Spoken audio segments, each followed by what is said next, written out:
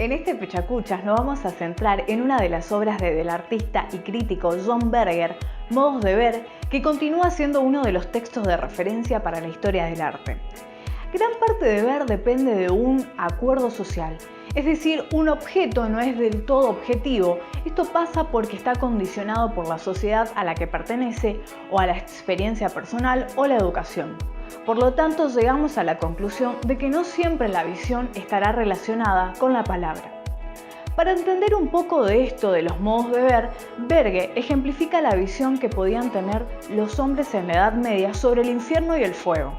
Teniendo en cuenta que en la sociedad de esa época la visión del fuego no es la misma que la que podemos tener hoy en día, ya que en ese tiempo se tenía mucho más presente y mucho más temor a la experiencia del infierno y al dolor de la vida eterna en llamas. Entonces, citando a nuestro autor, se puede decir que lo que sabemos o lo que creemos afecta al modo en que vemos las cosas. Berger hace una afirmación muy interesante: solamente vemos aquello que miramos. Sí, eso. Vemos lo que miramos y eso es un acto voluntario. Nosotros decidimos a qué dirección queremos mirar y por lo tanto qué es lo que queremos ver. Pasamos a lo que vemos. La humanidad vio a su alrededor y si hubo y hay algo en lo que se enfocó fue su mirada. En las artes visuales, estas existieron dentro de un espacio cerrado, inicialmente que era mágico o sagrado, pero también físico, era el lugar, la caverna, el edificio en el que o para el que se hacía la obra.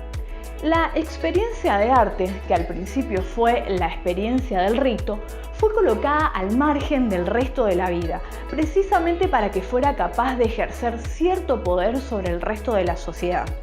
Luego, ese carácter específico del arte fue apropiado por la clase dominante que la apartó y la aisló en sus casas y palacios. A lo largo de la historia también se convirtieron en la autoridad del arte.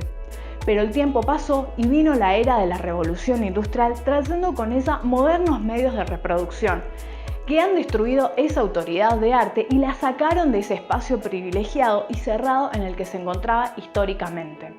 El obrero podía ver reproducida esa obra de arte en una revista, en una taza, en un póster impreso en serie. Por primera vez en la historia, las imágenes artísticas son efímeras, difundidas, carentes de corporeidad, accesibles, sin valor, libres.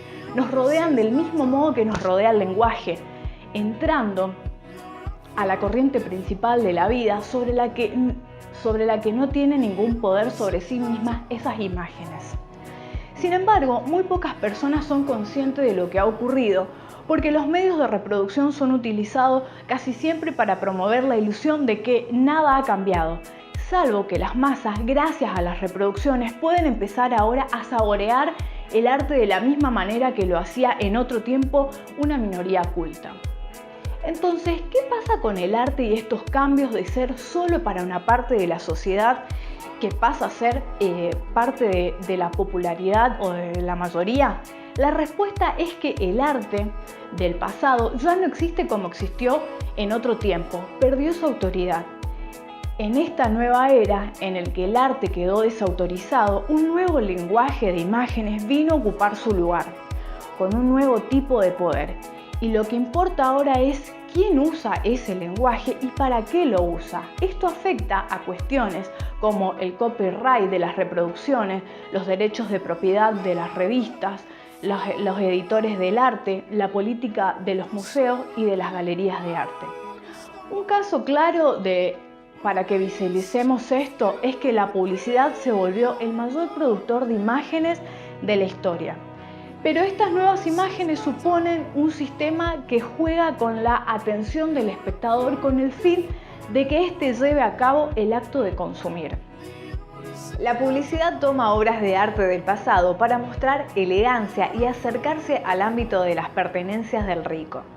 Los lenguajes de la publicidad y la pintura al óleo son idénticos a que el lenguaje de la pintura está arraigado en la sociedad de consumo y es efectivo sobre ella.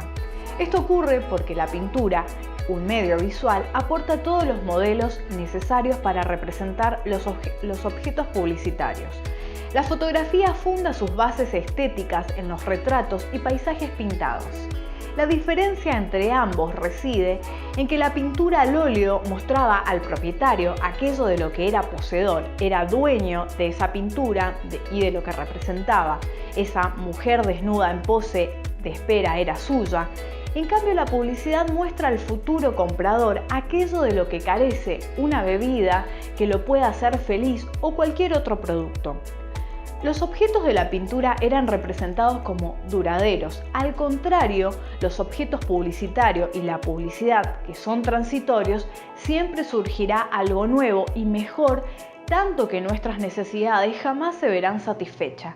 Quien sucumbe con mayor facilidad a este juego es el obrero. El obrero medio que, inmerso dentro de la masa, desea relucir sobre esta como en su momento lo deseaba hacer el burgués en ascenso, que veía a la obra de arte como un objeto que lo podía acercar a la élite de su sociedad. Berger desarrolla otras ideas, pero este pechacucha hasta aquí llegó. Espero que después de ver esta breve explicación se amplíen sus modos de ver. Gracias.